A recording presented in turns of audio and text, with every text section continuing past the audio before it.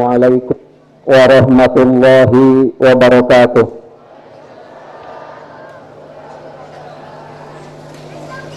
Bismillah, walhamdulillah, wassalatu wassalam ala rasulillah alladzi la nabiyya ba'dah, amma ba'du. Kehadapan pangersa Abah, sahatur umi sakulawargi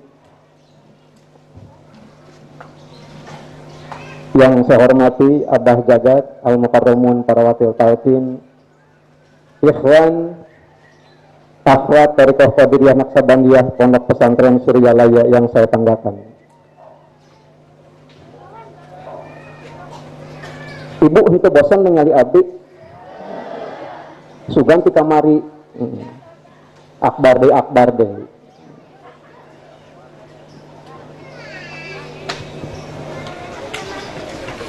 Ada dua hal yang ingin saya sampaikan untuk mensinergikan lahir dan batin.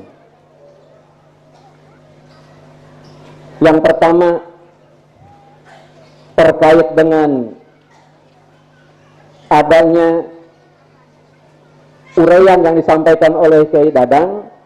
Yang kedua adanya peristiwa pernikahan antara Kang Enjang dengan Teh Wiwit. Sama-sama memadukan lahir dan batin. Ibu tadi naik ke luhur itu tadi itu. Tadi di luhur aya acara akad nikah. Perang nikah. Nah, perang nikah. Naon bedana nikah jeung kawin? Alus mana nikah jeung kawin? Kunaon alusan nikah daripada kawin?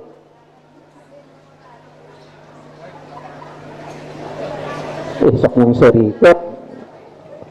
Bu, nikah naon sana? Nikah make surat, lamun kawin make urat. Cek saha. Aya-aya.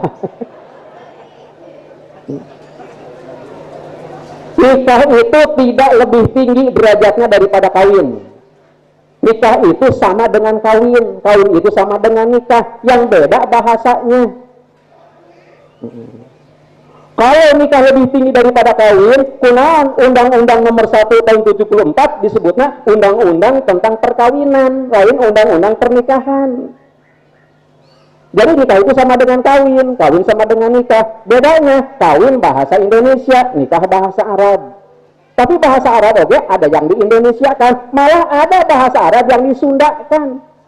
Nikah hurufna tilu, nun kaf ha, diterjemahkan neken karasa hanut, itu juga nikah. Itu nikah yang begitu. Wah, pas ngerti wae. Itu iya lagi nyaritakan soal kieu.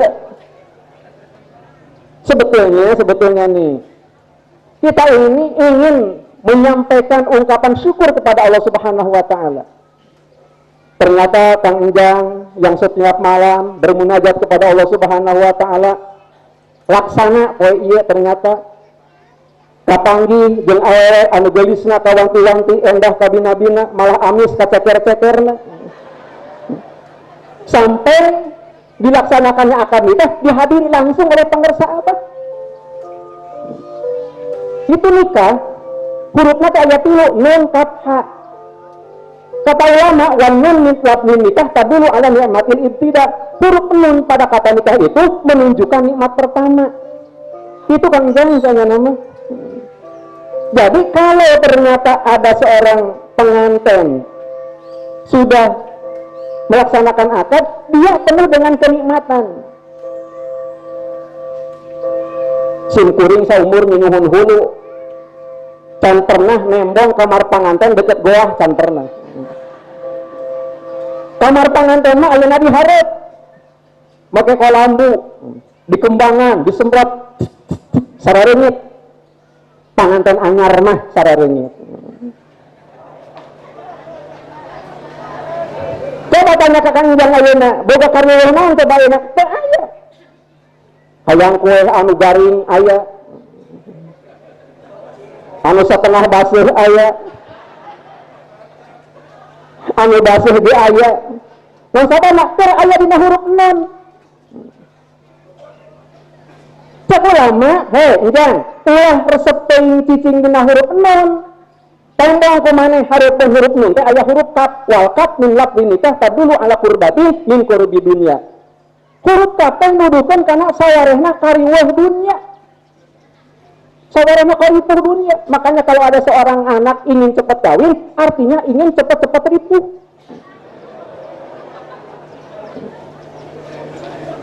kawin itu enaknya hanya 1 bulan makanya disebut bermadu cekna kalimat bertahun madu can pernah jadi nganah-namangan sabulan lo itu sabulannya ripuh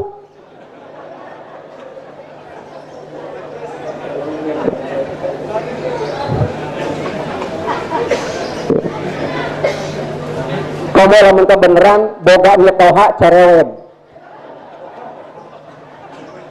hari panganten kan karek saminggu mah can daek gawe cicing di imah keluar ka jero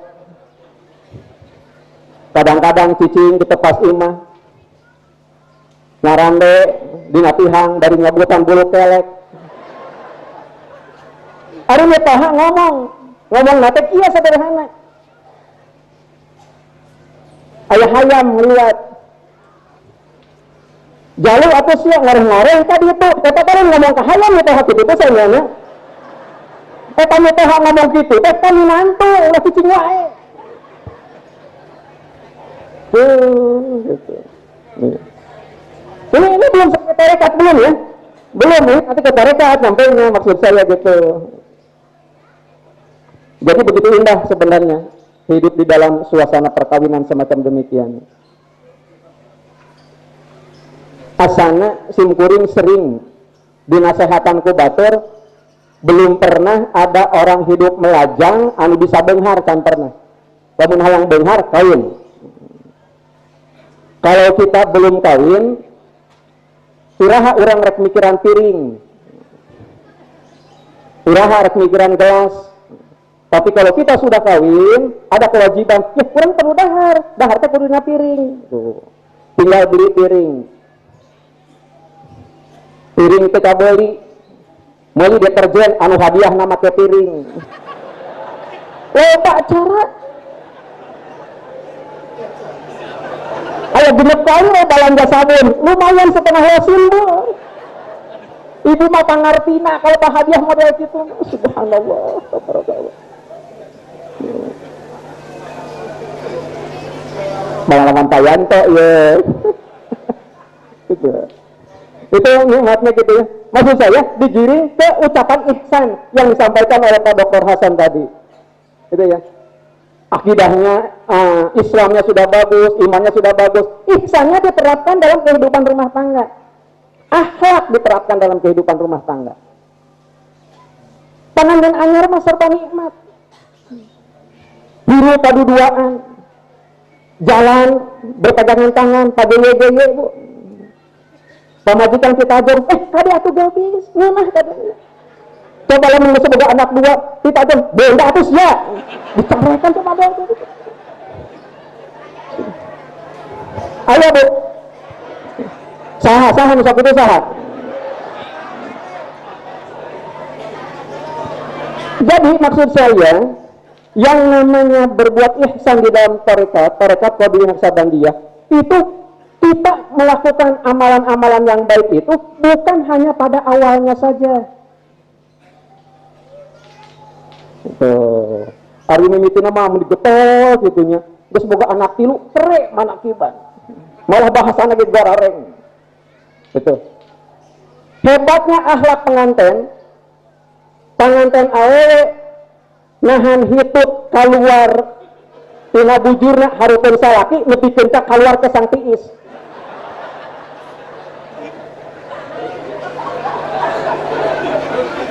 Era kadenge ku salaki. Itu akhlak yang bagus, itu ihsan buat kiai itu. Makanya kalau ada pengantin baru pengen kentut, itu biasanya pura-pura ke dapur. Kalau bahalang pantau, digobrek-gobrek. Artinya kalau terpaksa nggak tahan menahan kentut itu, lumayan mau kadang kusalaki sebab sorana eleh kusara pantau. Luar biasa, akhlaknya luar biasa.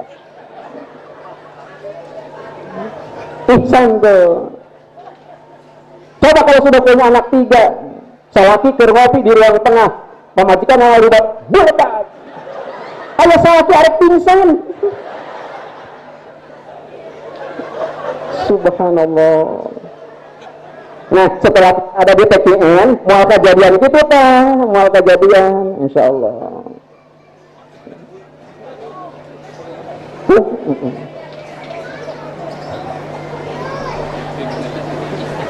Pengantin anyar, pakaian teh meni rapi, bereruni,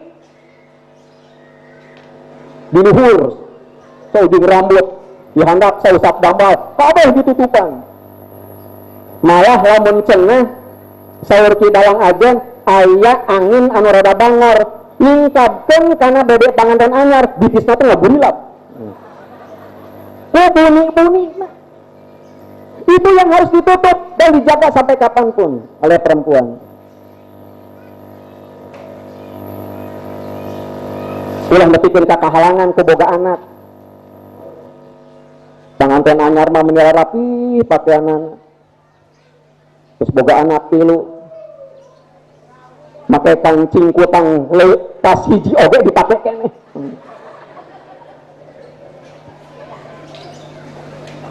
Harapun salaki dipakai nate.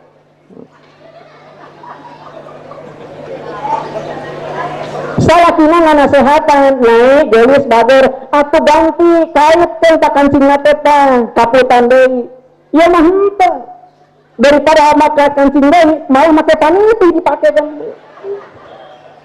Waktu sarejeun salaki poho barang nang ke salaki ngagongak. Pemajikan nanya, kunaon akan habis siaran dibuka heula panitina ngacok sia. Ulah nepikeun ka terjadi model kitu. Subhanallah, tabarakallah. Tuh, jadi ieu teh kakarakna nyeri make paniti ye. Belum kan nyerina make batin coba. Apalagi sekarang ada KDRT ya, undang-undang ya, kekerasan dalam rumah tangga. Itu dibicarakan yang begitu. Ibadah tuh. Iya. Jadi yang liwit tidak usah merasa khawatir. Tidak usah merasa khawatir punya Kang Enjang. Itu pada waktu Kang Enjang bangun tiap malam itu sendiri tidak ada kaitannya tuh dengan potensi yang akan bisa dikembangkan di masa-masa yang akan datang. Yang penting calon pengantin laki-laki itu sendiri punya ATM. Tahu ATM? Alat tusuk manual. Itu yang paling penting. Boga itu boga iya, hafal itu hafal iya, itu boga ATM mah jangan. Alat tusuk manual. Kadang-kadang kerja di panganten mah di pelaminan make keris di dieu teh. Padahal teuing mah yang keris nu eta anu dipake. Teu dipake kerisnya mah henteu. Jadi ada keris khusus yang akan dipakai. Nah, jadi maksud saya di dalam Thariqah Qadiriyah Naqsabandiyah, perpaduan antara lahir dan batin itu betul-betul wajib tuh hukumnya disinergikan. Kita kan sering diceramai oleh Abah. Kalau kita mengucapkan la ilaha illallah, la ilaha illallah, disetting sebegitu bagus, tetapi kalau hanya diucapkannya oleh lisan saja, tak ubahnya seperti tukang jahit. Tukang jahit, ngajahit baju, ngajahit lamak, ngajahit lawon, terus aja, ngadulutut terus bikin katungtung. Begitu selesai, kemudian digunting si benangnya, maka ditarik akan lepas kembali. Makanya itu dikatakan sebagai amalan lahir. Bagaimana caranya supaya tidak lepas lagi benang itu? Maka benang itu harus diikat pakai skoci di bawah laci. Jadi apabila kita memadukan antara lahir dan batin, digambarkan dengan tukang jahit itu sendiri, begitu selesai sampai ujung, benang dipotong, ditarik, tidak akan lepas sama sekali. Itu yang dimaksudkan lahir batin.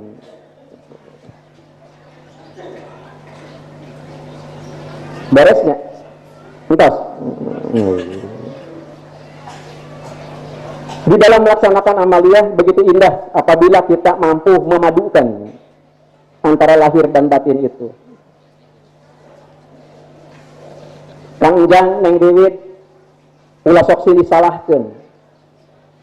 Ulah sok silih salahkeun, andai kata di dalam kehidupan rumah tangga itu sendiri ternyata memunculkan persoalan baru. Kalian tahu kalau ini betul pengalaman saya. Waktu saya diundang ceramah ke daerah Cigudeg. Cigudeg itu Bogor sebelah barat, hampir Jasinga. Salaki banget cinta kami jadi pamajikan, hayang ngabungahkeun pamajikan. Ngan hanjaka motor ojek nu biasa dipakai ku manehna banangan hiji teu bisa dipakai usaha. Pamajikan begitu cinta kepada suaminya, hayang ngabahagiakeun salakina, ngan hanjaka anting-anting teh ngan sabelah. Kumaha bungahna salakina bang antingan sabelah. Kuduna mah disinergikan antara salaki dan pamajikan. Ulah mawa karep sorangan. Ieu mah mawa karep sorangan. Salaki berangkat ke pasar Cigudeg. Rek naon ngajual ban motor anu hiji sebab lamun dipasangkeun oge teu aya manfaatna. Tujuannya hasil dari penjualan ban motor itu akan diberikan anting-anting. Satu lagi supaya pantas dipakai ku pamajikan. Ngan pamajikan boga pikiran sarua ada kitu. Mumpung salaki aing teh aya di imah ke pasar, aing ge arek ka pasar deui ayeuna. Rek naon ngajual anting nu sabelah. Percuma aing boga anting dengan sabelah. Rek dijual, rek diberikan kana ban motor supaya bisa dipakai usaha. Begitu. Si salaki teh turun tina angkot. Kapanggih jeung pamajikanna, "Abang tos di mana?" "Tos di pasar." "Tos naon?" "Ngajual ban motor." "Rek naon?" "Diberikan kana anting supaya maneh patos." "Atuh aing ngomong heula akan ieu anting anu sabelah oge teh aing dijual." Jadi proses panjang itu hanya menghasilkan anting anggar sabelah, ban motor anggar hiji, tidak menyelesaikan masalah. Kuduna masalah jeung pamajikan teh bersinergi menyelesaikan satu persoalan. Barikat ge kitu. Ini menyebut akhir pengalaman ya.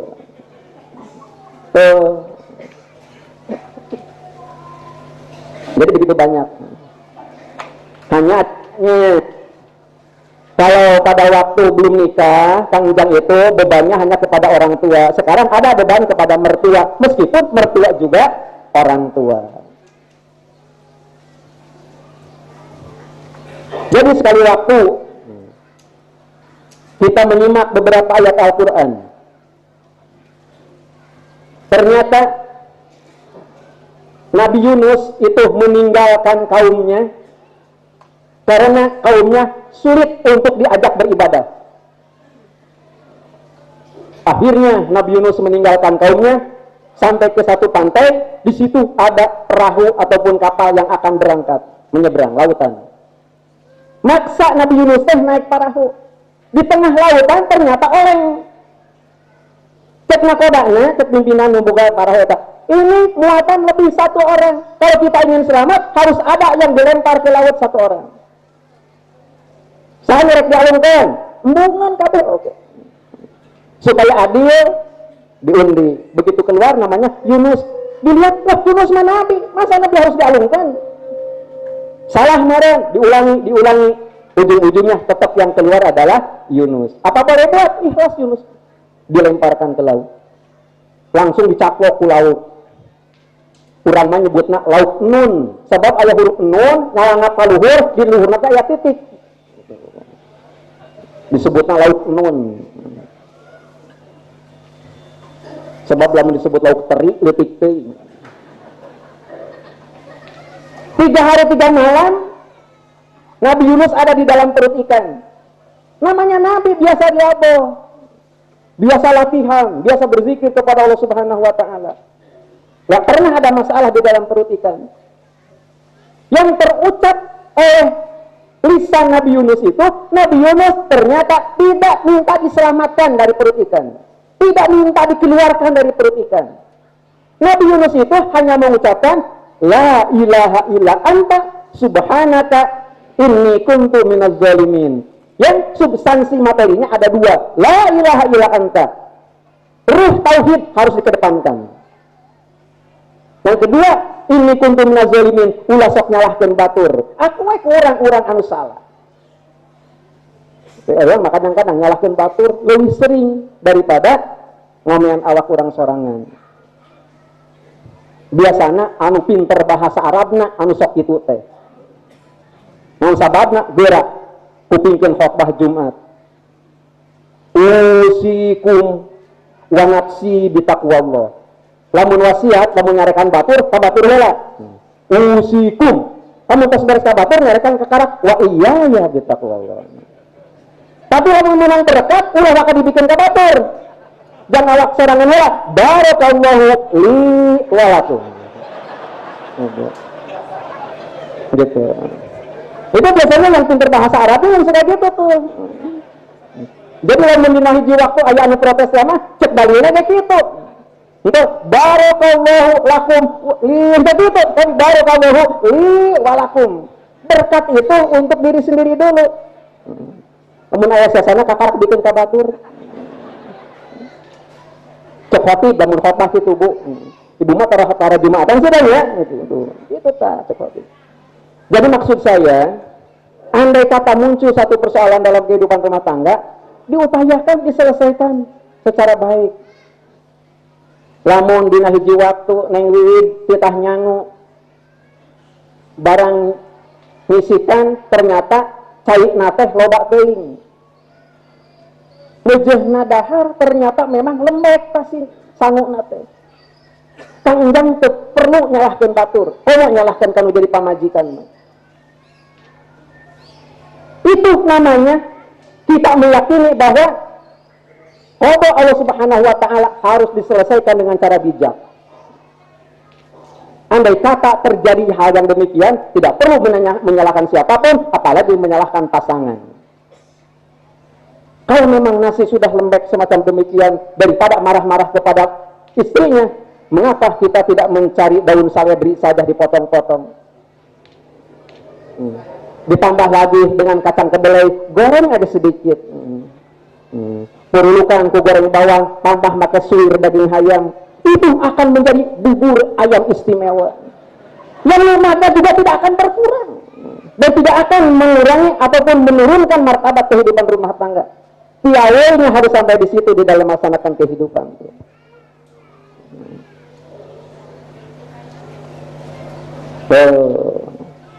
Diselesaikan, saling memaafkan, nikmat hidup berumah tangga. Suami bermaafan dengan istri, istri bermaafan dengan suami. Nan urang mah satahun sakali minta hampura teh ibunya. Lamun lebaran ibu minta hampura salaki ka pamajikan apa pamajikan ka salaki? Yang wajib minta maaf duluan adalah yang salah. Kalau istrinya merasa salah kepada suaminya, wajib istri itu meminta maaf kepada suaminya. Tapi kalau yang salahnya adalah suaminya, ibu gengsi dulu dan tahan dulu. Biar suaminya yang ngomong duluan ke ibu. Ibu mah husnuzon teh sih ka salaki teh. Salaki yang salah ibu datang. Hampuranya Kang. Hampura kunaon? Naon salah maneh? Teuing Kang salah nama. Heeh, naon loba teh? Samari abdi ka pasar rek naik angkot tuur ka adu Kang jeung lalaki. Cek salakina teh tuk rungkul sian ngadu. Suara Kang tuur rungkul.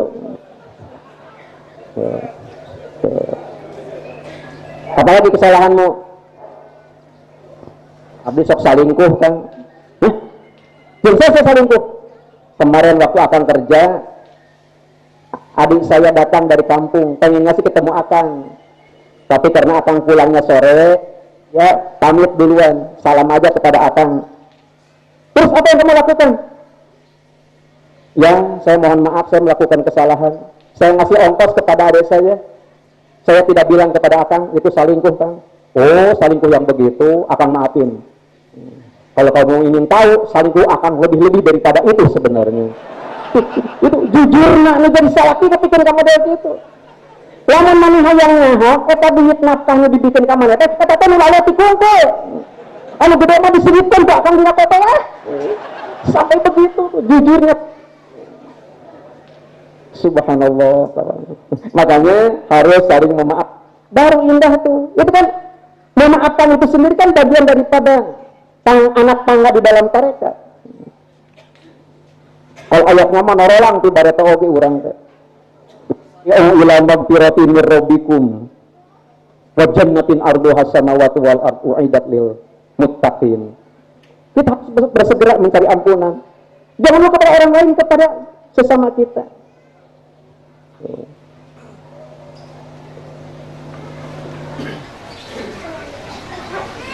Harga toha perlu minta hampura. Kepada mertua perlu minta maaf apa tidak? Bapak, mengapa Bapak harus minta maaf kepada mertua? Bapak perlu minta maaf kepada mertua karena Bapak suka mencaci maki mertua. Bapak pulang kerja capek, berkeringat. Begitu datang ke rumah, assalamualaikum, dijawab oleh istri tercinta, waalaikumsalam. Disediakan makanan yang merupakan kesenangan Bapak. Sayur hasum. Begitu dicicipi, sayur hasum teh kurang uyah. Bu, namun salah ngomong kieu ya, nih gelis bager, dupi uyah di paruh mana yang pernah? Nah, teh kadang enak gitu. Ini pernah diomongan ku salah ke pada gitu. Para cenata tuh sekarang. Jadi di mana-mana ayah sayur hasum kurang uyah teh gampang langsung nyarekan pamajikan. Ang marumah tangga jeung sia geus 11 tahun sia tiba-tiba ngangun hasum teh ngan kurang uyah dicarekan pamajikan teh pamana aja.